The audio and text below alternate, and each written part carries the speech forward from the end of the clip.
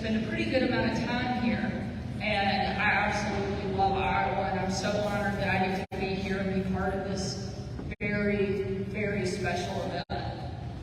You know, over the course of the 2.5 years that I spent in the White House, I found myself in some pretty interesting places. What I would consider maybe some of the most difficult, challenging rooms you could ever imagine. And I'm not only talking about the White House press briefing room, but I got to travel with President Trump on a lot of different trips, a lot of different places. Very few more intense, more difficult, more high stakes than the very first time that the president was getting ready to sit down with the North Korean leader Kim Jong-un. We had just landed in Singapore, and you know, anytime you're talking about the likelihood of nuclear war, the stakes get pretty high, pretty fast. This was going to be one of the most historic and certainly one of the most widely watched meetings of his entire presidency. So there was a lot of intensity building up to this moment. We were getting ready to walk in to the room where there would be 7 representatives on the United States side. I was one of those 7. 7 representatives on the North Korean side. And as I start to step into this room, I kind of look to my left and I look to my right, and I am taking stock of this moment. And I look over and I see the Secretary of State, Mike Pompeo, happened to be first in his class at West Point. The Chief of Staff, who was a 4-star Marine General, the National Security Advisor, a couple of experts on North Korean and Asian affairs, the President, and me. It was very quick, very easy, very quickly to tell who stood out a bit among the group as we're stepping into that room. And I think, you know what, I'm going to lighten the tension a little bit. I'm going to loosen the mood, mostly put myself at ease. So I turned to my good friend Mike Pompeo and said, "Hey Mike, am I the only person here who either hasn't killed someone or hasn't ordered someone to be killed?" I laughed. Mike didn't. He looked at me and he looked at the rest of the room. He said, "Yes, Sarah, you're the only one." I told him, I said, I saw that going differently. But it was a perfect reminder to be prepared for the challenges that we face, to be prepared for every single table we sit at, to be prepared for everything we are going to face. Don't be naive.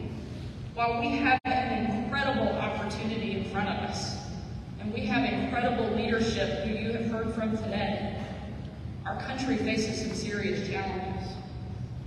But I am confident and I am optimistic that we will rise to that moment because of the people that you have heard from today, because of the leadership that I know that Iowa and the country are going to elect on November 8th.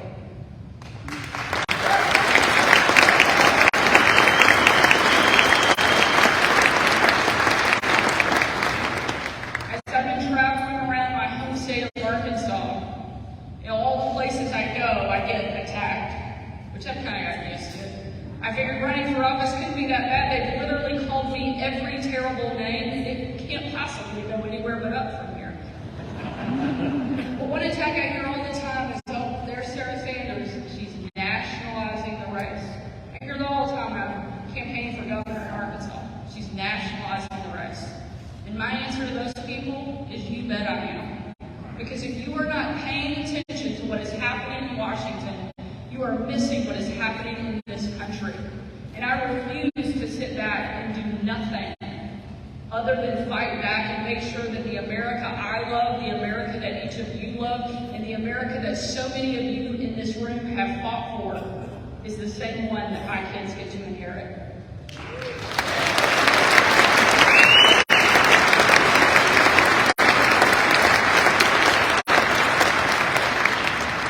In my home state, I'm running for governor because I want to make sure that we're focused on conservative values.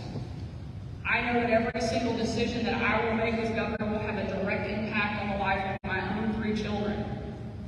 I have a 10-year-old daughter, a 9-year-old son, and a 7-year-old son. 3 kids, 10, 9, and 7. When I started at the White House, they were 5, 3, and 1. When want y'all to let that sink in for just a second. We had chaos at our house really well. In fact, I think I was the only person that went to the White House to get a break because it was actually easier than being at home.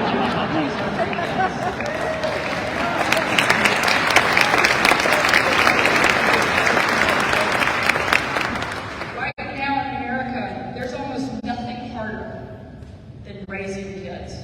You know, I thought politics was tough business, and then I became a parent. And I found out very quickly, politics doesn't hold a candle to raising kids. My husband Brian is here today. Yeah.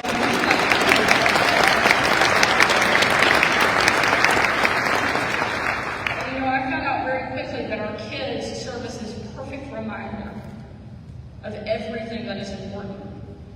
I wake up every single day and I know that everything I'm doing will have an impact on my kids' lives. And that's not something I take lightly. But it is something I know that we have to take on.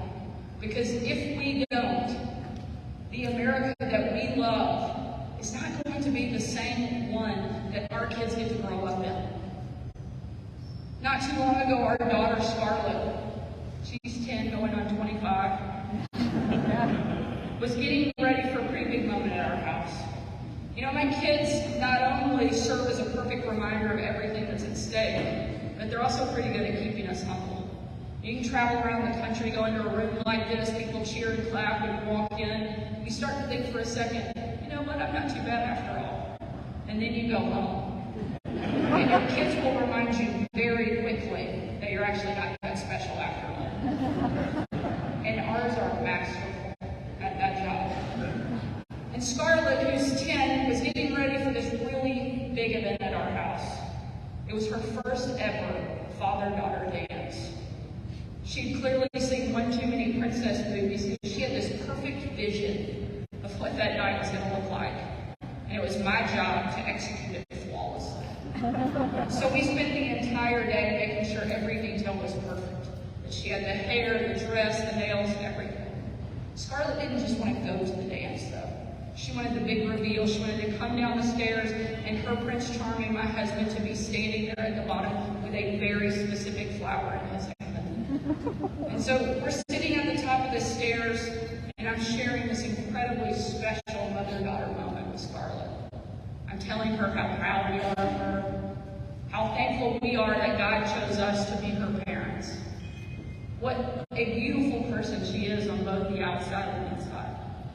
And as I'm having this moment with Scarlett, I started to get a little bit emotional. I started to tear up. My sweet 10-year-old daughter reached up and she patted my shoulder and she said, "It's okay, Mommy. One day you can be pretty too."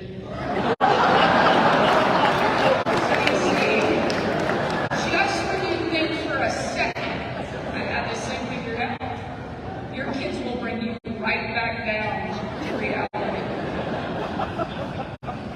But in all seriousness, and certainly more importantly, my kids serve as a perfect reminder of everything that is at stake in this country.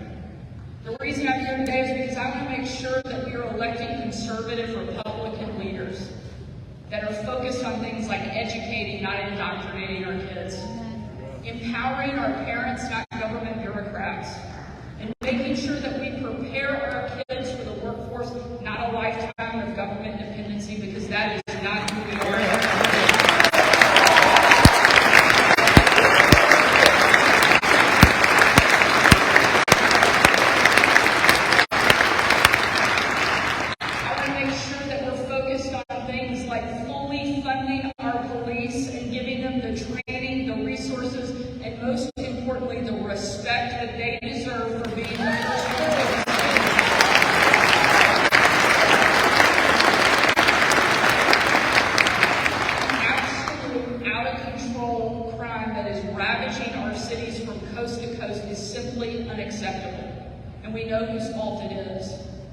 It's why it's so important that we make sure we are electing leaders that are not only capable of standing up and fighting back against the radical left, but that we are also electing leaders that have the ability to move us forward.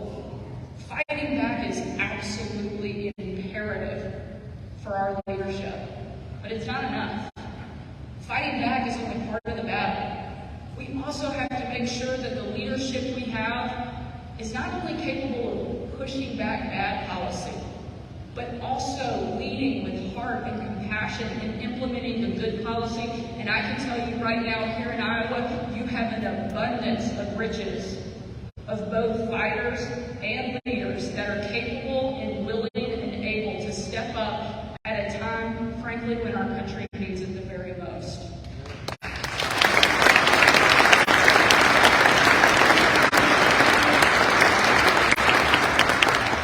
One of the reasons, and there are quite a few, that I love being back in Iowa, this is a special place for me. I have a lot of great friends here. Something that some of you may not know, though, is I also met my husband here. Yeah. It's kind of amazing. We're basically like on a date because it's a political event. That's kind of what we do now. But this is a special place. For me, I met my husband here. You also have such an incredible roster of people. And I'm so honored that I get to be here and stand alongside them. I wish we had this many strong conservative Republican women running and leading in my home state of Arkansas, but I promise we're coming in hot on your heels, Iowa.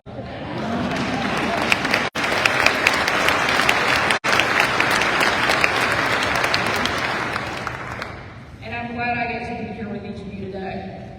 But the most important reason, and one of the greatest honors, and one of the reasons that I wanted to be here today is because I know how much Iowa loves, appreciates, and honors their veterans. During the course of the time that I spent at the White House, one of the most amazing, incredible things I got to do was interact with men and women from our armed forces every single day. No trip, no thing that I did was probably more impactful. I got to travel with the president on every single foreign trip that he took during the 2.5 years that I was there, going to nearly 30 different countries, and nothing more impactful than December 25th of 2018. It was Christmas night. I literally just cleaned up wrapping paper that was shoved into every single corner of our house, thanks to our 3 children. When I had to walk out on my own family's Christmas, unable to tell them where I was going that night. Because the place I'd be traveling to with the president was so dangerous, they didn't want anybody in the world to know that he'd be on the ground even for a few hours. Yet we have men and women who live there every day, serving, sacrificing, in some cases making the ultimate sacrifice so that we get to live free in this great country. When we boarded Air Force One, it was unlike anything any of us had ever done, despite the dozens and dozens of times we had traveled with the president. We boarded in complete and total darkness. There were no lights on the plane. There were no lights on the runway. We were going totally off the grid. The shades were pulled down, our cell phones were turned in, and 12 hours later, when we touched down on the war-torn airbase in Iraq, it was again a similar scene. No lights on the plane, no lights on the runway. The only thing that you could see was a small glimmer of light coming from about a mile away of where we had landed. The reason there was light in that one location is because hundreds of troops had packed into the dining hall, thinking that they were going to celebrate Christmas with senior military leadership from around the region. They had absolutely no idea that the President of the United States and the First Lady, their Commander-in-Chief, would be stepping into that room. And when they did, a sight and a scene and a sound that I hope I never forget unfolded. You had men and women from every single demographic you can imagine, every region of the country, every religion, every political party represented in that room. But in that moment, in one perfect voice, in complete and total unity, they chanted over and over and over again, USA, USA, USA.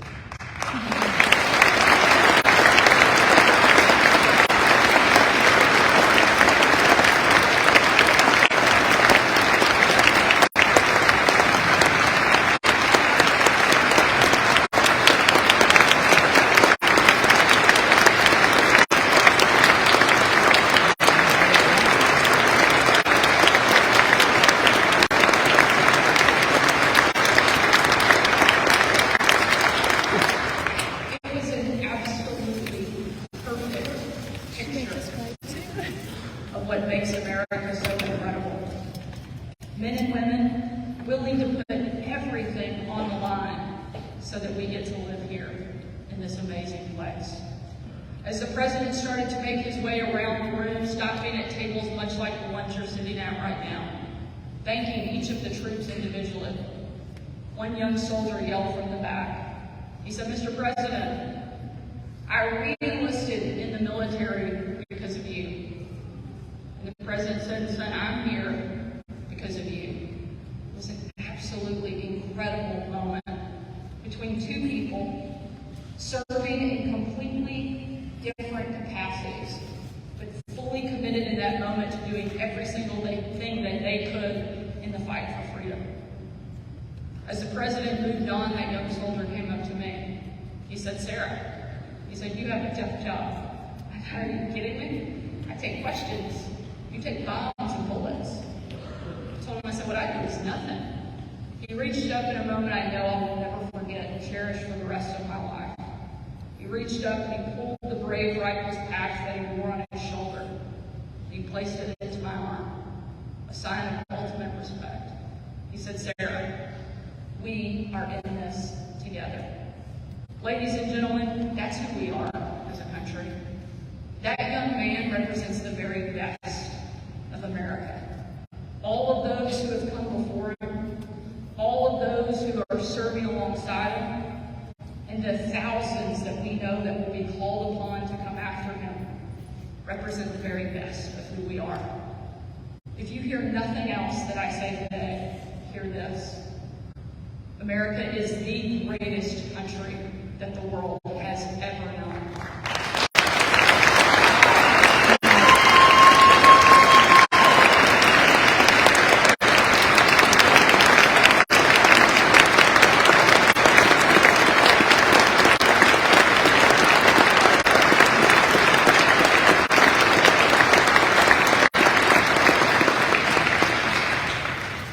But never forget why. America is the greatest country we've ever known because we're the freest country the world has ever known. But that freedom is anything but free. Men and women have sacrificed time and time and time again so that we get to live free in this great place.